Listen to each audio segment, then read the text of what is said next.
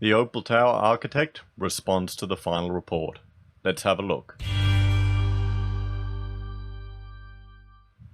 Hello everyone and welcome to this episode of Heiser Says.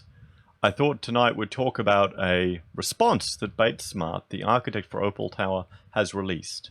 Up until now, the most recent information they released specifically about the tower was a lecture presentation from this Council of Tall Building and Urban Habitats Design Excellence series.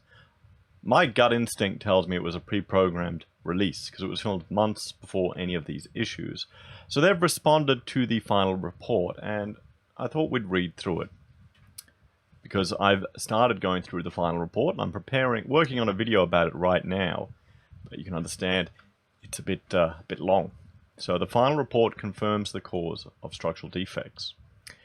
As the architect for Opal Tower, we support the conclusive findings of the New South Wales Department of Planning independent report into the structural concerns at the building, which was released today. There is no suggestion that the architectural design contributed to these defects.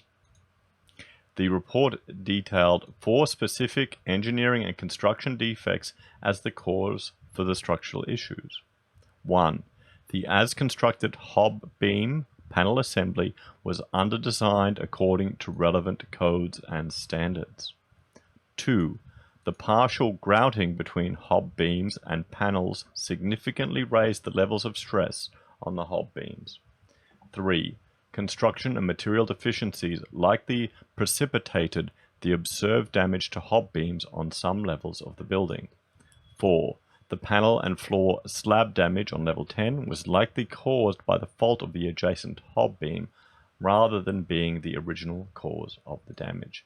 So it appears that they've taken direct quotes from the report.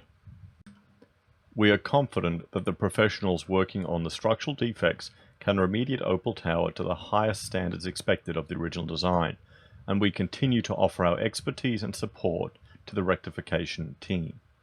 Our practice welcomes the discussion Opal Tower has stimulated around the regulation of building practitioners. Architecture is a highly trained and highly regulated discipline. I added that highly in there.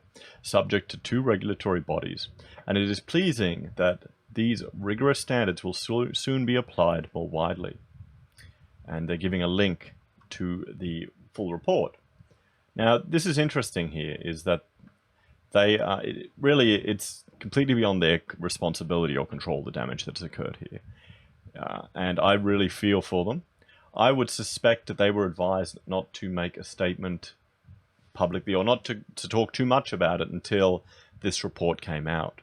Because, frankly, their insurance company probably told them not to, or their legal advice told them not to, because it could have had other implications. You'd be surprised how often professionals have their hands tied behind their back by their professional insurance providers. It's just the way it is. And hear how they're saying that their practice welcomes the discussion Opal Tower has stimulated around the regulation of building practitioners. And this is really, it's drawing more attention to the Shergold, Weir report, and the general public are obviously more interested in our construction industry now and how it's been happening, and some of the, frankly, practices that are pretty dodgy. Just a lack of rigor in some of the practitioners. Speaking as an architect, having gone through the registration process, having run a business, and even having taught as part of the PAL series at the Institute of Architects, and made a application to help people prepare for that, it is not an easy process to become an architect. It's quite rigorous. The exam processes are quite rigorous. And it's quite frustrating when you're working with people that don't actually understand the implications of what they're asking you to do, where they want you to bend the rules, or they want you to compromise, or they'll just fire you and do it anyway. Or where you can see a chummy relationship between a builder and a certifier or a project manager here and there, and it is evident, and at least it's being discussed a lot more now. And I think this statement here, particularly how they've ended it, I think it's encouraging to see that I'm not the only one out there in the profession that is frustrated and is happy to see that this is being discussed. It really is. Because hopefully it'll lead to better outcomes. So let me know what you think. Are you happy with their statement here? Would you engage this architect again? You know, Bates Smart, they're a good firm. They've got what you can't see it here on the clip of the website, but they've got 165 years of enduring architecture.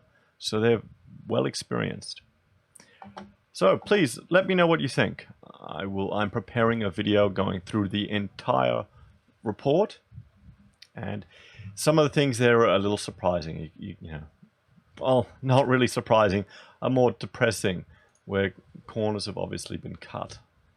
So please like, share, and subscribe. Ding the bell to see my daily updates, and I will talk to you all again next time. See you tomorrow. Bye for now.